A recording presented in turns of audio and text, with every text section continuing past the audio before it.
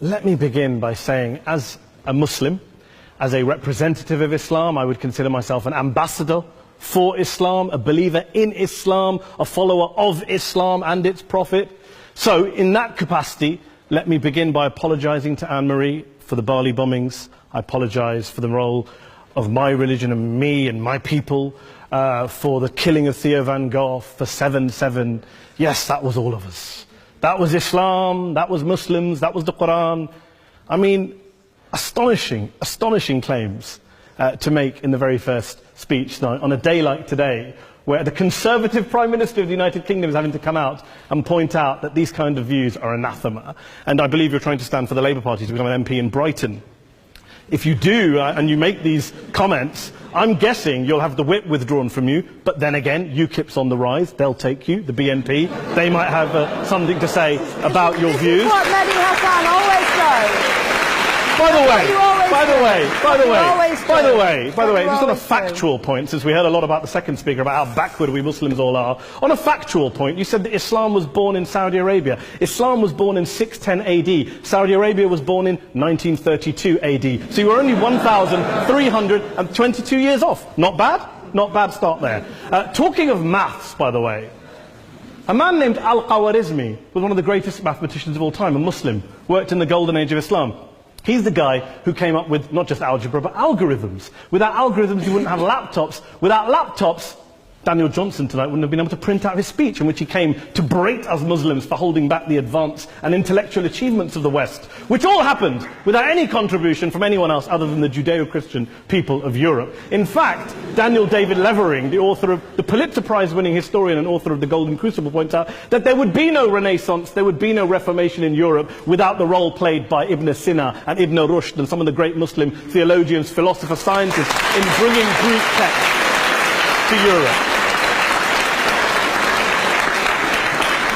As for this being our university, I will leave that to the imagination as to who is our and who is there. I studied here too. An astonishing set of speeches so far making this case tonight. A mixture of just cherry-picked quotes, facts and figures, self-serving, selective, a farrago of distortions, misrepresentations, misinterpretations, misquotations. Daniel talked about my article in the New Statesman, which got me a lot of flack, where I talked about the anti-Semitism that is prevalent in some parts of the Muslim community, which indeed it is. Of course, I didn't say in that piece that it was caused by the religion of Islam. In fact, modern anti-Semitism in the Middle East was imported from, finish the sentence, Christian, Judeo-Christian Europe, where I believe some certainly bad things happened to the Jewish people. In fact, Tom Friedman, Jewish-American columnist in the New York Times, told me in this very chamber last week that he believed, had Muslims been running Europe in the 1940s, 6 million extra Jews would still be alive today. So I'm not going to take lessons in anti-Semitism from someone who's here to defend the Judeo-Christian values of a continent that murdered 6 million Jews.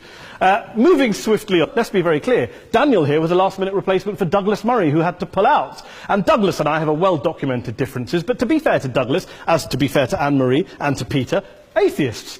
Atheists see all religions as evil, violent, threatening. What the problem I have with Daniel's speech is that Daniel comes here to write this robust defense of Christianity, forgetting that his fellow Christians, people who said they were acting in the name of Jesus, gave us the Crusades, the Spanish Inquisition, the anti-Jewish pogroms, European colonialism in Africa and Asia, the Lord's Resistance Army in Uganda, not to mention countless arson and bomb attacks on abortion clinics in the United States of America to this very day. I would like a little bit of humility from Daniel first before he begins lecturing other communities and other faiths on violence, terror and intolerance.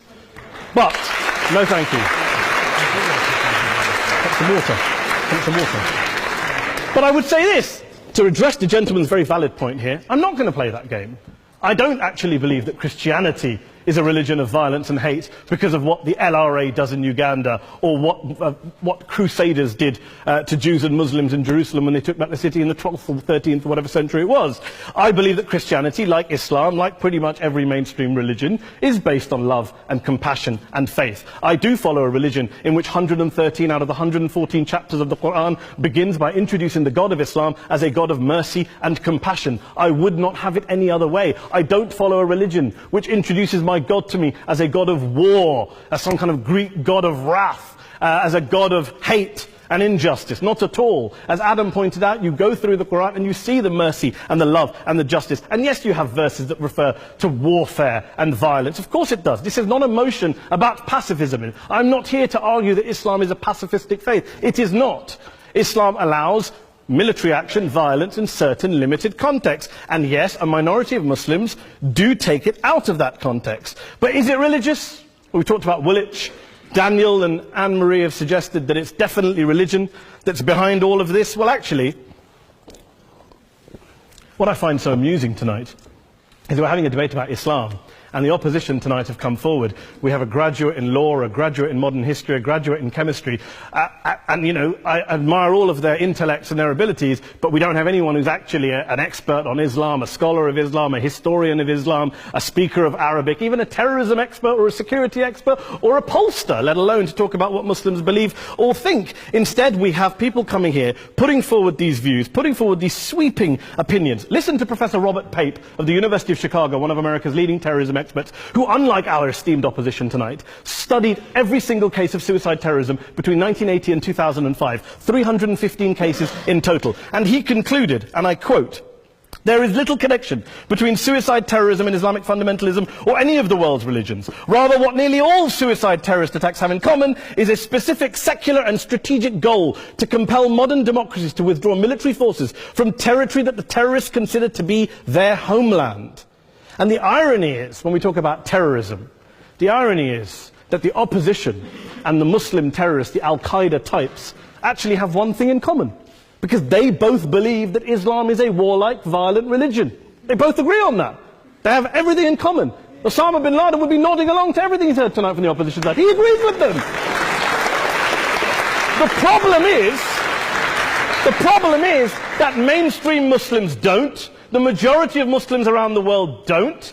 In fact, a gentleman here started quoting all sorts of polls. Gallup carried out the biggest poll of Muslims around the world, of 50,000 Muslims in 35 countries. 93% of Muslims rejected 9/11 and suicide attacks. And of the 7% who didn't, they all, when polled and focus grouped, cited political reasons for their support for violence, not religious reasons. And as for Islamic scholars and what they say, well, Daniel talks about our University of Oxford. We'll go down to Oxford Centre for Islamic Studies, get hold of a man named Sheikh Afifi al-Akiti, who is a massively well-credentialed and well-respected Islamic scholar, who has studied across the world, who in the days after 7/7 published a fatwa denouncing terrorism in the name of Islam, calling for the protection of all non-combatants at all times, and describing suicide bombings as an innovation with no basis in Islamic law. Go and listen to Sheikh Tahir al-Qadri, one of Pakistan's most famous Islamic scholars, who published a 600-page fatwa condemning the killing of all innocents and all suicide bombings unconditionally without any ifs or buts.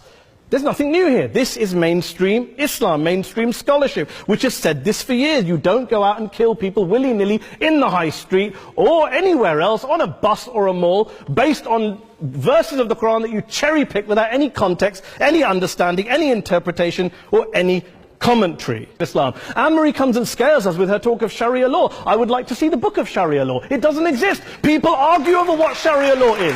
And you empower the extremists by saying there is only one version. You empower them all. I don't believe you took any interruptions, Anne-Marie, so I think you should stay there for a moment. Here's what we're dealing with. Here's what we're dealing with. I took your point. Here we are dealing with a 1400-year-old global religion, followed by 1.6 billion people in every corner of the world, a quarter of humanity, of all backgrounds, cultures, ethnicities. And yet the opposition tonight wants to generalize, stereotype, smear, in order to desperately win this debate. And here's my question, if we're going to generalize and smear.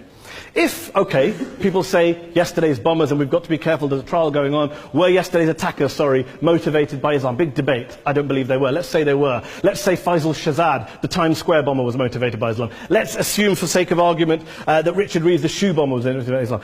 If Islam is responsible for these killings, if Islam is what is motivating these people, and Islam is therefore not a religion of peace, a religion of war, then ask yourself this question: why aren't the rest of us doing it? Why is it such a tiny minority of Muslims are interpreting their religion in the way that the opposition claim they are? Let's assume there are 16,000 suicide bombers in the world. There aren't. Let's assume there are for the sake of argument. That's 0.001% of the Muslim population globally. What about the other 99.99% of Muslims who the opposition tonight either ignore or smear? The reality is that the rest of us aren't blowing ourselves up tonight. The reality is that the opposition came here tonight not worried about the fact that me and Adam might pull open our jackets and blow ourselves up tonight because we're followers of a warlike warrior religion which wants to take over Europe and Daniel's university. The issue is this. The issue is this. Unless the opposition can tell us tonight, and Peter Atkins is here, one of our great atheist intellectuals, can tell us tonight, they can answer this question tonight, why don't the vast majority of Muslims around the world behave as violently and aggressively as a tiny minority of politically motivated extremists? Then they might as well give up and stop pretending they have anything relevant to say about Islam or Muslims as a whole. Ladies and gentlemen, let me just say this to you. Think about what the opposite of this motion is. If you vote no tonight, think about what you're saying the opposite of this motion is. That Islam isn't a religion of peace, it's a religion of war, of violence, of terror, of aggression. That the people who follow Islam, me, my wife, my retired parents, my 6-year-old child, that 1.8 million of your fellow British residents and citizens, that 1.6 billion people across the world, your fellow human beings, are all followers, promoters, believers in a religion of violence. Do you really think that? Do you really believe that to be the case? They say that in the Oxford Union, the most famous debate was in 1933, when Adolf Hitler looked out for the result of the King and Country motion, where they voted against fighting for King and Country, and Hitler was listening out for the result. Well, tonight, 80 years on, there are two groups of people around the world who I would argue are waiting for the result of tonight's vote. There are the millions of peaceful, non-violent, law-abiding Muslims both in the UK, Europe, Asia, Africa and beyond, who see Islam as the source of their identity, as a source of spiritual fulfillment, of hope, of solace. And there are the phobes, the haters, the bigots out there who want to push the clash of civilizations, who want to divide all of us into them and us and ours and their. Ladies and gentlemen, I urge you all not to fuel the arguments of the phobes and bigots. Don't legitimize their divisions. Don't legitimize their hate. Trust those Muslims who you know, who you've met, who you hear, who don't believe in violence, who do want you to hear the peaceful message of the Quran as they believe it to be taught to the majority of Muslims, the Islam of peace and compassion and mercy, the Islam of the Quran, not of Al-Qaeda. Ladies and gentlemen, I beg to propose this motion to the House. I urge you to vote yes tonight. Thank you very much for your time.